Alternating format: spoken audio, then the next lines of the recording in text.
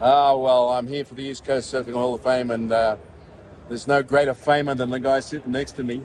And I'm trying to remember exactly when I first met Greg Loehr. Probably was on the North Shore. Was on the North Shore, yeah. Yeah. The winner of 73, 74. Yeah, that's right. We ended up in the Duke contest together. I don't think we're in the same heat. Smirnoff, too. And the Smirnoff. I don't think so. Not in the Smirnoff, in the Duke? In the Duke, you're in a heat, I think, with Richard Harvey. I was the first one. I think I was with the Ical brothers. You were with the Ical brothers. Which that wasn't fair for me. I'm backside, and I'm surfing against Eddie and Clyde. Right. and of course, before all of that, I'd heard of Greg Loehr because of the East Coast and the West Coast. I mean, the East Coast and the U.S. champs, because you're always at the top. I'd get Surfer Magazine or Surfing Magazine, and there you were. Yeah. And of course, you had a great career as a competitor, but then you went off and invented a whole new way to build surfboards. Yeah. Tell me a little bit about that. That came from sailboards in Europe. Pardon me. That came from sailboards in Europe, and they started using. There weren't any urethane blanks for sailboards, so they started using EPS and epoxy, and they came up with a product that was not all that good, but kind of fair. And the sailboards were the urethanes couldn't compete with that, so because they were too heavy. So we were building them at Fox, and I decided to learn how to make the blanks, and I did that. And then I started working on the resin, and there's so much information in books that I just read about it and started working on it. And it was like going to school. It was absolutely. You have to learn the language first before you can even read the stuff. Right. And it took me a little while to learn the language, but I did. And then it was really easy to learn all the once you got the lingo down, you just go through and then you do tens of thousands of test panels to get it right. To get the stuff right. And the original formulation came out, and it was okay. And then through the years, we have business now has 27 applications now. Wow. 27 systems. So let's go back a little bit to competitive surfing. Yeah. What's your greatest win? Which one do you like go, that's the one? Lakido Pro was really special. But East Coast Championships was so good. All the East Coast Championships at Hatteras, waves were all so good, and all the best surfers from the East Coast were there. In the early days, it was Proper and Codget and Tabeling, all the big guys. Right. And Crawford and I were the same age, and we surfed together all the time. And Cartlin and Rasmussen and that. What about the Oppenheimers?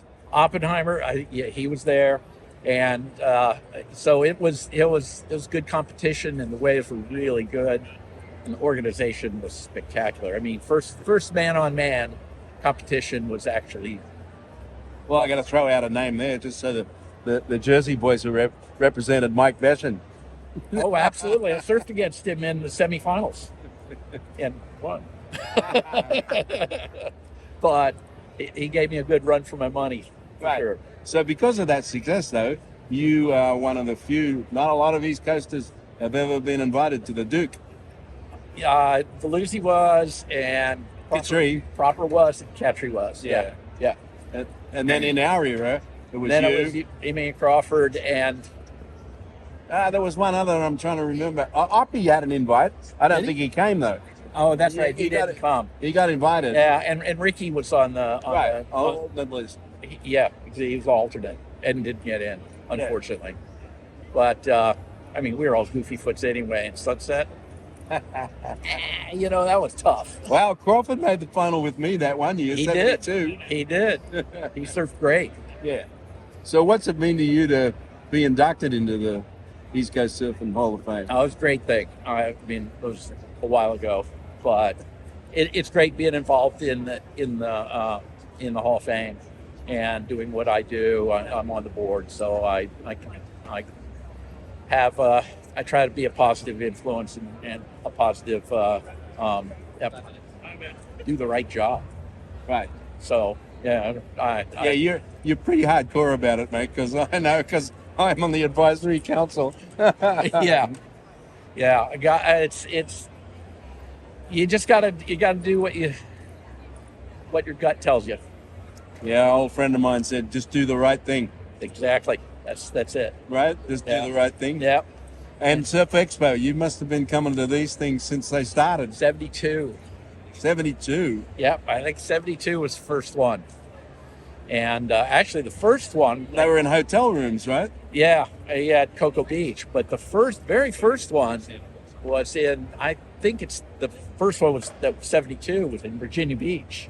Right. And Doc ran it. Right. There was some earlier today. Yeah. I forget who was. Brian Heritage was talking about that. Dan Heritage was there. I Right. love him. He was I love talking shop with him. Right. Kissimmee Tupperware Center. Yeah. Went to those. Right. And now we're here in Orlando at the Convention Center. It was a little hotel with.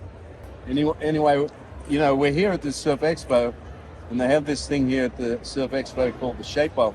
And there's a rumor that Greg Loehr is going to get in the shaping bay for the first time in 20 years. Yes.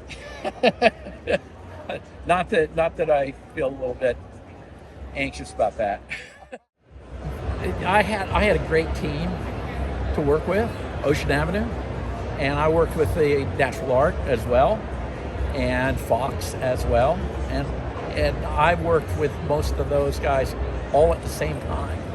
So I had everybody, all the Ocean Avenue guys, Keckley and I shaped from Mulhorn even, and then all the guys at Natural Art, which was Bob Roman and all those guys. In Twin Fins, it was the way the V was cut, mostly, and the way the edges fed into, and we always had wings, the way the edges fed into that. When it was single fins, it was concaves that really just kind of changed the whole way the board rode and improved it. It gave it so much more horsepower. Always had good time with the guys. Well, we can't wait to see him in the shaping booth in a little while. And I'm shaping for Pete. Shaping for Pete. And what are you going to shape? Fish.